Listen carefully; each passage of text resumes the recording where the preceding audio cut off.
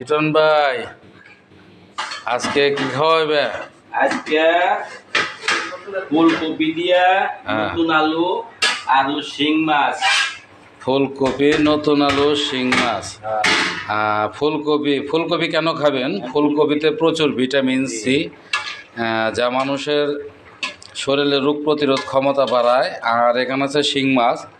এই শিং মাছ খেলে শরীরে প্রচুর রক্ত হয়।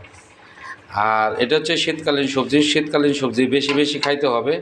আপনার আমার সবার প্রয়োজন, যেটা শীতকালীন সবজি, এটা বিশেষ করে সবুজ যেগুলো আছে শাক সবজি, এগুলা প্রচুর ভিটামিন সি থাকে। আর এই ভিটামিন সি আপনার হচ্ছে শরীরের প্রচুর রোগ প্রতিরোধ ক্ষমতা বাড়ায়। এলো ফুলকপিতে প্রচুর ভিটামিন সি পাওয়া যায়। আর যারা বাঁধাকপি খান, বাঁধাকপিতেও আয়রন আছে প্রচুর পরিমাণে, যা শরীরের জন্য খুবই উপকার।